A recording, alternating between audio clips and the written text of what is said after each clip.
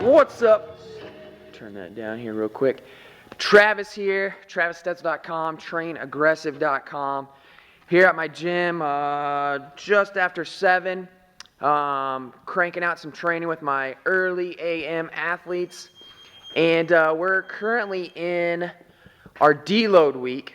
And what I wanted to do in this video is just kind of go over what we do in our deload / recovery weeks.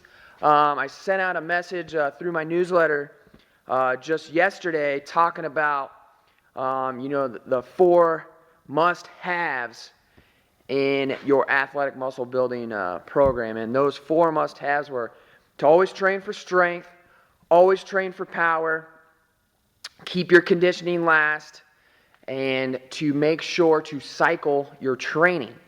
All right, and so what I wanted to talk about is deloading or recovery weeks, because I got a lot of feedback from people asking why you want to cut your intensity back, why should you take rest weeks, don't you always want to keep the intensity high?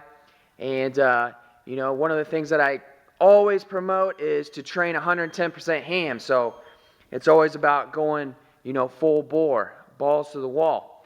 But at the same time, you want to take strategic breaks in your training, and doing that is going to help you progress further and further and further along over time.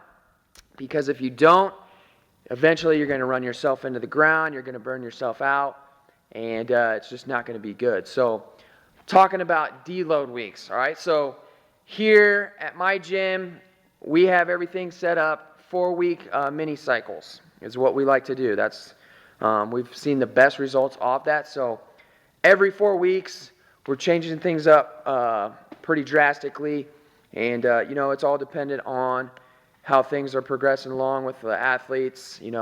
Where they having issues at, different things like that. So all that different stuff can change how we design our program moving forward. But the one thing that stays constant is that 4th week is we always cut the intensity back and we take a deload week. All right, and this doesn't mean that you just come in and it's like super easy training. The training is still done at a very high intensity, but there's a few different rules that we want to follow during this deload week. And this is the key concept behind these deload weeks in allowing you to recover, but at the same time, you're still training at a high intensity. All right, so the main rules that you want to follow. Number 1 is no heavy lifting that's going to affect the central nervous system. So like 1 rep maxes, things like that. So heavy deadlifts, heavy squats, things like that are going to just tax out your central nervous system. You want to avoid that stuff. So typically, rule of thumb is just no heavy loading of the spine. So super heavy deadlifts, like I mentioned, and squats. We want to avoid that stuff. Number 2, which is pretty much always a constant, is avoiding failure. All right, so this is definitely important when it comes to body weight training. All right, so for example, pull-ups, push-ups. We are avoiding hitting failure. All right, so we are cutting it back in regards to the amount of reps that we're going to be doing. All right, we still want to get quality reps if we're going to be doing those movements, and I'll go over sample workout here in a second, but you want to avoid failure by all means necessary. All right, because again, when you get into that failure, that point of failure, even if it's with body weight, so push-ups, pull-ups, you're hitting the central nervous system. That's going to take a big chunk out of your recovery right there. All right, your muscles recover a lot quicker than your central nervous system does. All right, so that's another big thing that you want to avoid.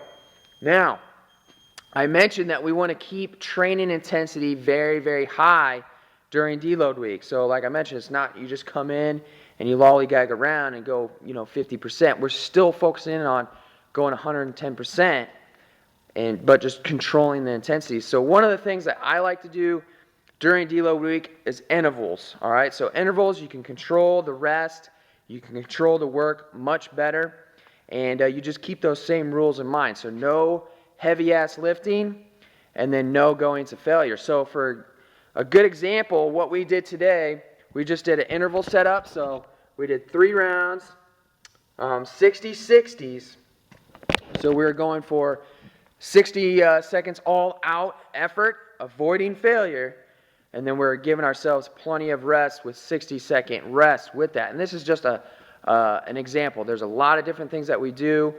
We still do barbell work, lighter weights. We'll do a lot of sandbag work. We'll do kettlebell work. But this right here is just getting us moving around, high intensity. All right, so a little bit more of a conditioning. So what we're doing: bear crawls, lunge jumps, recline rope climbs, and then kettlebell ground to overhead. So a nice mixture. We're hitting the full body. We're getting a lot of intensity in there, and the main focus of that is just going as hard as you can go, but again, keeping that in the back of your mind, avoiding that point of failure. All right, and so this is just kind of a sample workout that we'll do. Other things that we like to do during deload week is we'll actually, we got different tests that we do. So you look at the full week. You don't have to take the full week and do a deload week for the full week. All right, so typically what we might do is the first part of the week, we'll do interval type workouts like this. And then at the end of the week, we might go 110% after it, and we'll test out on various tests that we have in the gym here. And so we will get pretty heavy with our weights. We might approach, points of failure, but it's all strategically designed, and that's how it's meant to work.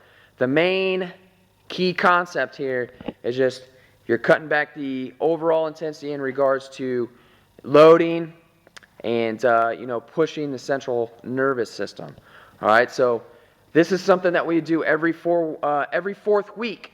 So next week we'll go back on it. We'll have a 3-week phase where we're progressively building up in our different movements. So we'll start loading the spine again. So we'll do heavy squats, Olympic lifts, all that good stuff, and we'll start pushing the body to the next level.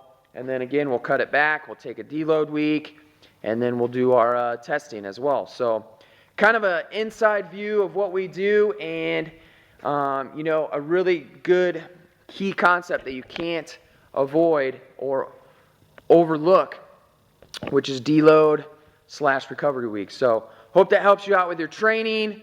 Hope that helps you keep kicking ass, getting results. So keep living aggressive, going 110% ham. Travis, I'm out.